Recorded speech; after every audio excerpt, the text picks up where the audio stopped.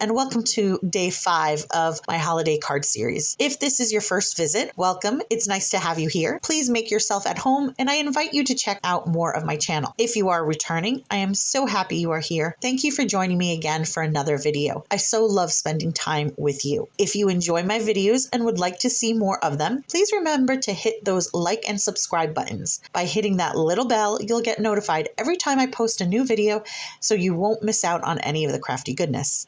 Today I'm showing you how to make an interactive slider card without any special dies. I don't really create many interactive cards, even though I think they're really fun. There are tons of dies out there that can help create them, but honestly, I don't really have them because they tend to be on the pricier side. So I'm going to show you an option if you're interested in getting your feet wet with the process without really making the financial commitment. First, I started with stamping my image. I chose the adorable fox pulling a little rabbit on a sleigh from the Dashing Through the Snow set from Mama Elephant. All of these images are great, but I particularly like this one. I stamped my image in intense black ink and then colored my furry pals with Copic markers. For those colors and all my supplies, please see the description below.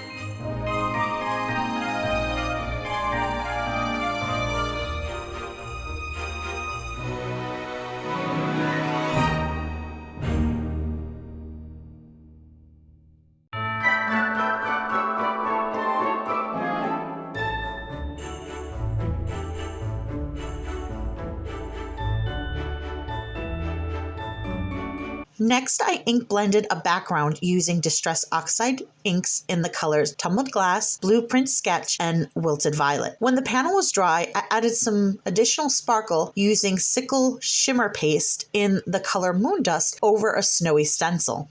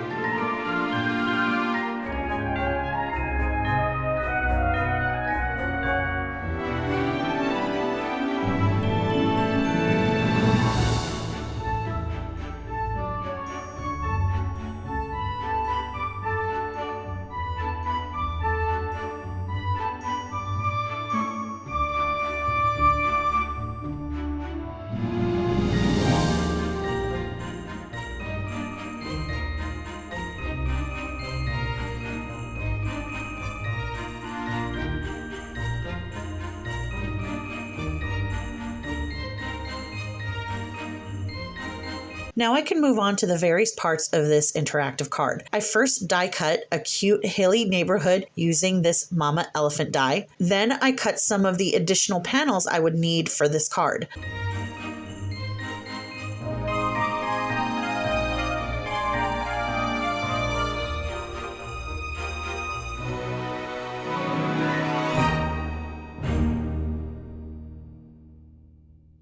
I cut the moving banner handle from what was left of that Hilly house die and a front cover panel from another piece of cardstock. The handle strip was about 1/2 inch wide by 5.5 inches long, although it would be cut down later on, and the cover panel was about 1.75 inches wide by 5.5 inches long. All of these dimensions are adjustable depending on your own design.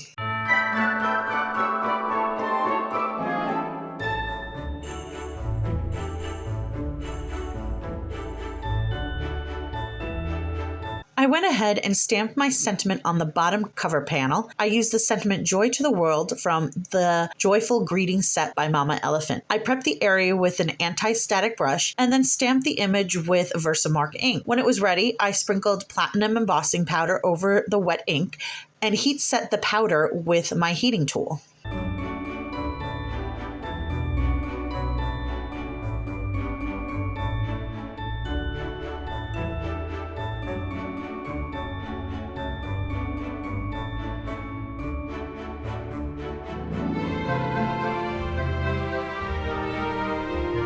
Next, I stamped my wee sentiment from the Dashing Through the Snow set on my sliding handle. I stamped it about 1/2 inch from the edge. This piece will be trimmed later when I know exactly how it fits into the rest of the mechanism. When I have all my parts for my mechanism, I have 3 panels laid out in front of me. The Hilly House panel, which will be the panel I cut my notches into and will hold the mechanism, a narrow cover that will hide my moving parts, and a pull lever that will reveal my hidden sentiment. I take the Hilly House panel and mark where the top of my cover will end. All my parts have to go under that line. I also measure 2 spots where my notches will go. I measure about 1/2 inch from each side and take into consideration how thick my pull handle is and that I'm going to need to place foam tape around my mechanism.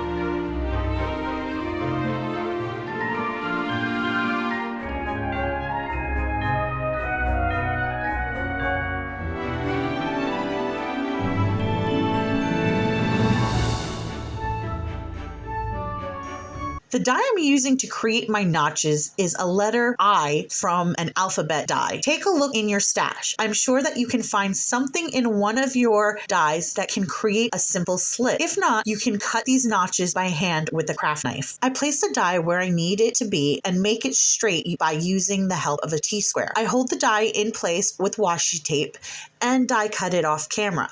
Then I repeat this same step on the other side. When I'm done, I have a slot on each side of my panel. I go ahead and use some scrap cardstock to close off the back of the houses so the doors and windows are filled in.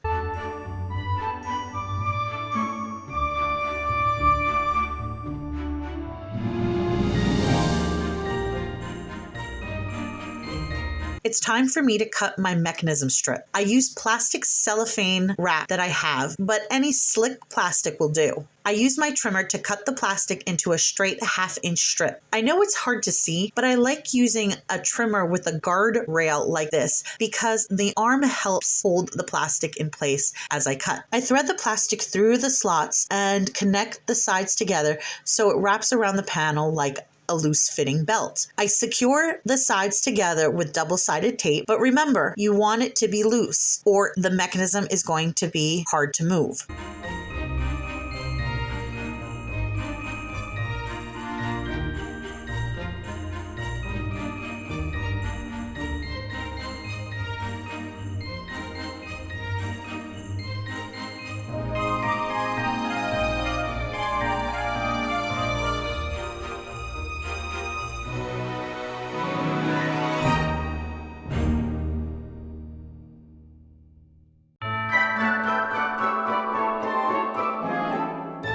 use a very small circle die to cut a place to pull the tab from.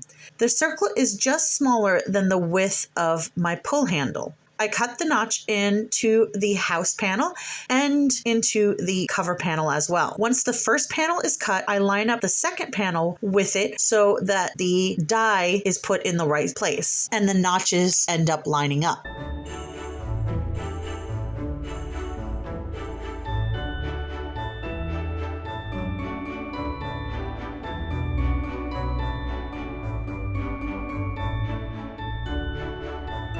I have to build the foam housing for the mechanism.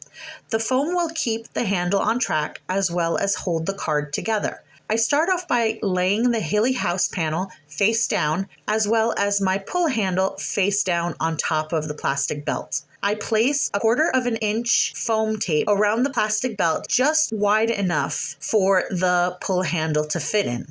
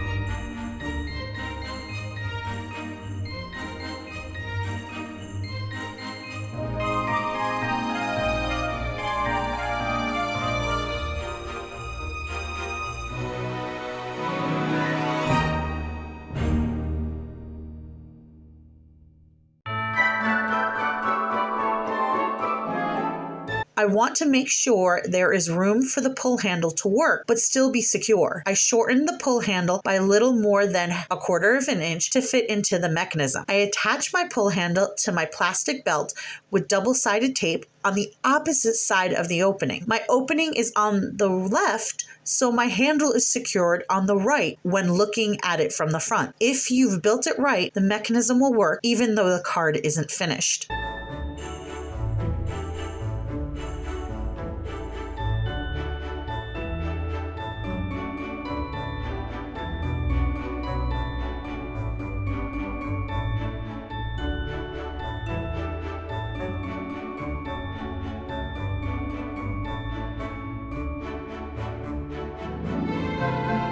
I add more foam tape to the back of my house and then attach the mechanism to my ink blended panel.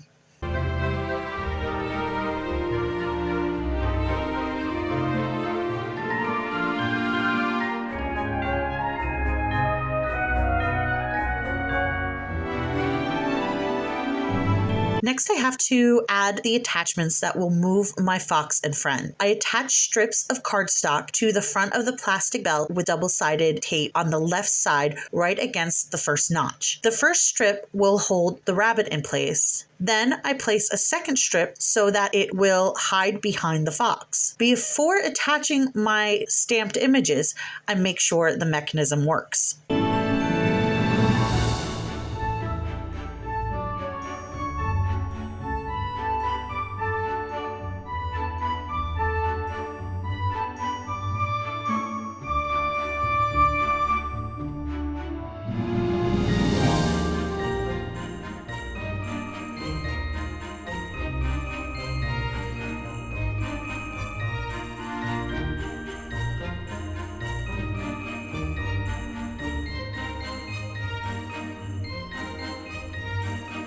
I place foam tape around the sides and bottom of the mechanism. The top remains free so that the strips can move back and forth.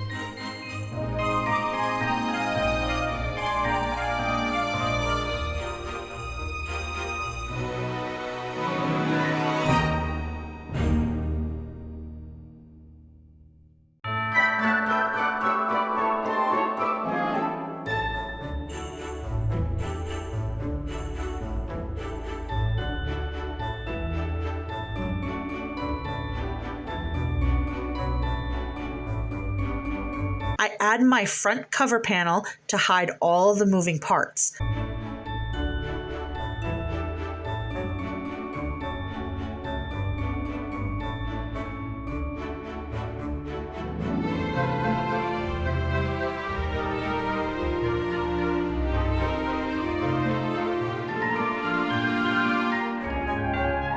I can add my furry friends to the front now. I attach them to the strips using foam tape, making sure that the foam fits on the strips without any hangover. I trim off any excess strip so you can't see it behind the moving images.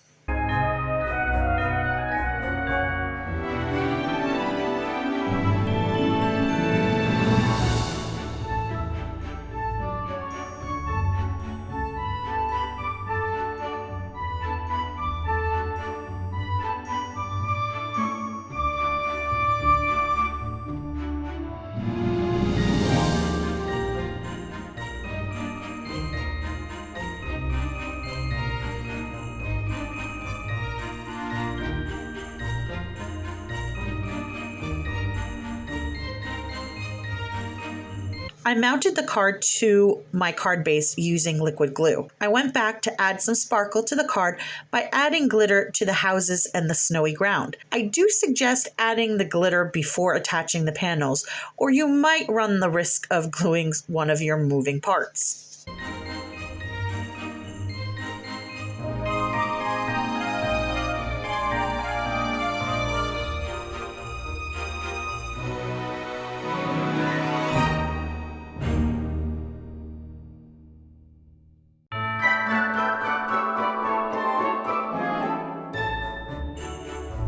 And that's it for this card. I hope you were able to follow along. This card is definitely one of those cards you want to give someone special. What do you think? Please leave me your thoughts in the comments below. I love hearing from you. I hope you enjoyed this video. If you did, please like and subscribe if you haven't already. I hope you have a great night and life treats you kindly. I'll see you next time for day 6 of the holiday card series. Bye!